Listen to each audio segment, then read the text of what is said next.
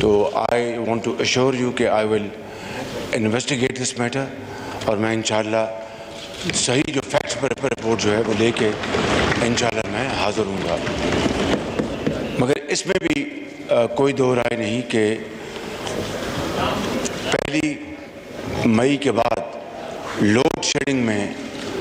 کمی ضرور واقع ہوئی ہے، لیکن میں قطعاً آنریبل نور عالم خان صاحب کی بات کو کانٹراڈکٹ نہیں کرنا چاہتا،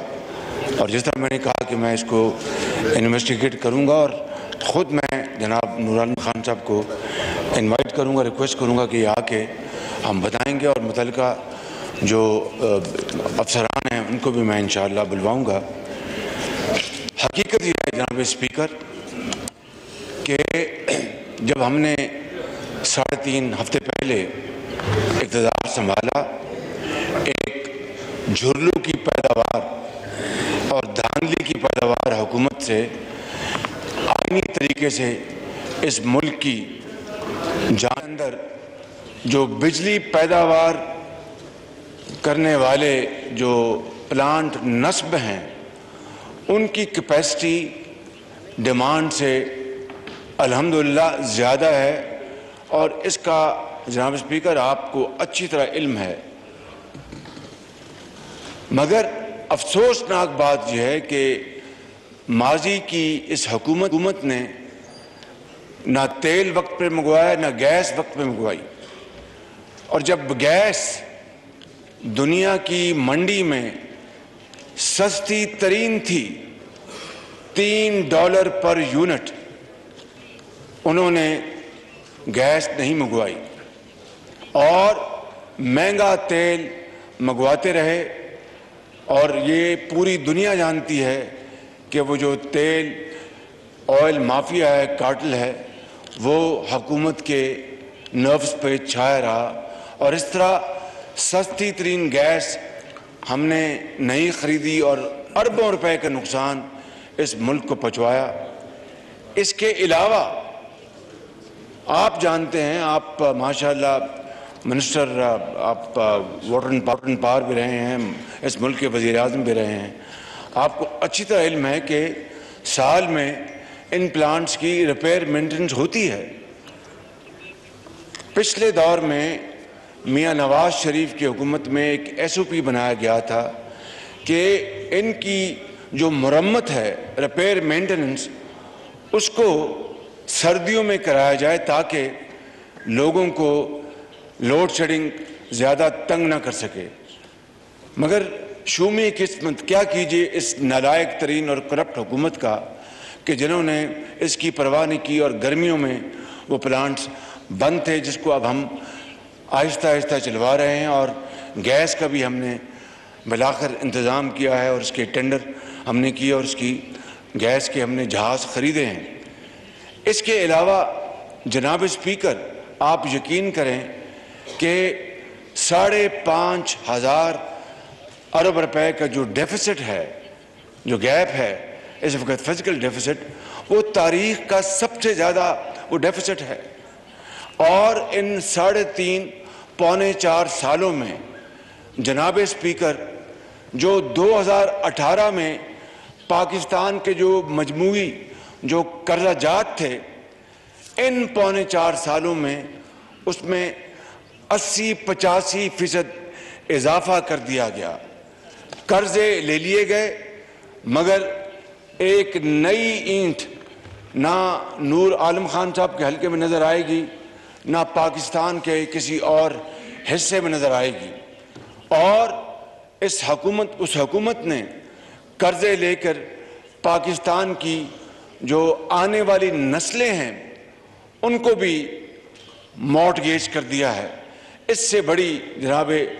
اسپیکر اس ملک کی بدقسمتی کو اور ہو نہیں سکتی، اور پھر قوم کا وقت ضائع کیا گیا، دن رات چور اور ڈاکو کا جو انہوں نے دن رات راگ الاپا، اس سے آج قوم تقسیم در تقسیم ہو چکی ہے، زہر گھول دیا گیا ہے۔ اور کل PTI کے جو چیئرمین ہیں انہوں نے جو کل بات کی ہے، وہ جناب اسپیکر وہ ہولناک ہے، وہ انتہائی خطرناک ہے۔ اور یہ کہا کہ نواب سراج الدولہ کے جو تھے جو سپہ سالار وہ نکلے، وہ میر جعفر اور میر صادق، اس کی براہ راست ہمارے اداروں کے اوپر اس شخص نے یہ بات کر کے، اور یہ پاکستان کے کل بھی میں نے ایک پریس کانفرنس پریس کے لوگوں سے میں ملا اور میں نے بتایا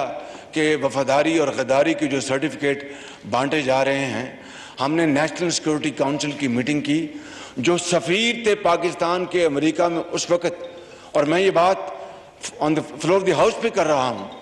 with fullest responsibility at my command, honorable speaker، سفیر صاحب نے کہا کہ میں نے جو خط لکھا تھا، خط میں میں نے یہ لکھا تھا کہ ہمیں وہ دھمکی آمیز گفتگو تھی وہ، لیکن یہ غداری یا سازش کا عنصر کہاں سے نکل آیا؟ یہ الفاظ اس سفیر کے ہیں جو اس وقت امریکہ میں موجود تھے پاکستان کے، اور جنہوں نے یہ حکومت پاکستان کو خط لکھا تھا۔ خط NSC میں پڑھا بھی گیا، اور پھر جب اعلامیہ جاری ہوا تو اس میں جو آخری جملہ ہر بات کہہ دیتا ہے کہ سازش کا کوئی دور دور تک کوئی نہ ثبوت ہے نہ کوئی نشان ہے۔ اب اگر دھمکی کی بات کی جائے تو جناب اسپیکر ہینری کسنجر نے مرحوم ذوالفقار علی بھٹو کو ایٹمی طاقت بنانے کے حوالے سے کیا کہا تھا، آپ اس کو اچھی طرح جانتے ہیں۔ دھمکی کے حوالے سے جب 9/11 ہوا تو آرمیٹیج نے، جو امریکی جو اس کو آفیشل تھے، انہوں نے پاکستان کے اس وقت کے جو آفیشل تھے کیا دھمکی دی تھی، یہ بھی ریکارڈ کا حصہ ہے۔ اگر دھمکی کی بات کی جائے جناب اسپیکر، تو پھر 1970 میں مرحوم یحییٰ خان کو اور جو روسی جو قیادت تھی وہ کیا انہوں نے دھمکی آمیز خط بھی لکھا اور باتیں بھی کی۔ اور اگر دھمکی کو لے لیں تو ہر روز ہم ہندوستان کی حکومت کو دھمکیاں دیتے ہیں، وہ ہمیں دھمکیاں دیتے ہیں، تو کیا وہ سازش ہے؟ خود عمران نیازی نے یہ کہا تھا کہ مودی کو میں مبارکباد دیتا ہوں، وہ آئے گا تو کشمیر کا مسئلہ حل ہوگا، اس نے پھر فون تک نہ لیا، اور پھر اپنا اعلیٰ حضرت قیاس۔ یہ دھمکی کی تاریخ تو بہت لمبی ہے، اصل بات یہ ہے کہ اس میں سازش کا عنصر جناب اسپیکر کہاں سے نکلا۔ مگر کل جو عمران نیازی نے جو بدترین گفتگو کی ہے پاکستان کے ادارے کے بارے میں، اور سراج الدولہ کا نام لے کے اور میر جعفر کا نام لے کے ایک مثال جو دی ہے، اس سے زیادہ کبھی حرکت کوئی اور ہو نہیں سکتی۔ یہ میں نے کل بھی میں نے جو آپ سے عرض کر رہا تھا ابھی 5 منٹ پہلے کہ کل میں جب آنریبل جرنلسٹ کو ملا جو یہاں پر بھی کچھ موجود ہوں گے، میں نے کہا کہ جو یہ تمام باتیں کر کے میں نے کہا کہ میں نہ سازش کی بات کر رہا ہوں عمران خان کے حوالے سے، نہ کوئی اور بات کر رہا ہوں، شارٹ آف دیٹ آپ جو بھی کہہ لیں۔ لیکن کل جو انہوں نے خود جو زہر اگلا ہے ادارے کے بارے میں پاکستان کے خلاف، یہ ایک سازش ہے، اس ادارے کے خلاف ایک سازش ہے۔ اگر اس کو آئین اور قانون کے راستے سے نہ روکا گیا تو خدا نہ خواستہ جناب اسپیکر، یہ ملک اللہ نہ کرے میرے منہ میں خاک، یہ پھر شام اور لیبیا کی ایک بدترین بھیانک تصویر بن جائے گا، جہاں پر آج شہروں کے شہر آج قبرستان کا وہ منظر دکھا رہے ہیں، لاکھوں لوگ وہاں پر مارے گئے اور وہاں پر تقسیم در تقسیم ہو چکی ہے۔ خدارا یہ خداداد ملک پاکستان، حضرت قائد اعظم کی عظیم تحریک اور لاکھوں مسلمانوں کی جو انہوں نے قربانیاں دی، ان کے خون کے بدلے یہ پاکستان مارز وجود میں آیا ہے۔ آج اگر آپ اقتدار میں نہیں ہیں، آپ تو لاڈلے تھے، آپ کو بچے کی طرح دودھ پلایا اس ادارے نے، آپ کو 3.5 سال انہوں نے، میں جناب اسپیکر آپ کی خدمت میں اور اس معزز ایوان کی خدمت میں عرض کرنا چاہتا ہوں، بلا خوف تردید کے 75 سال میں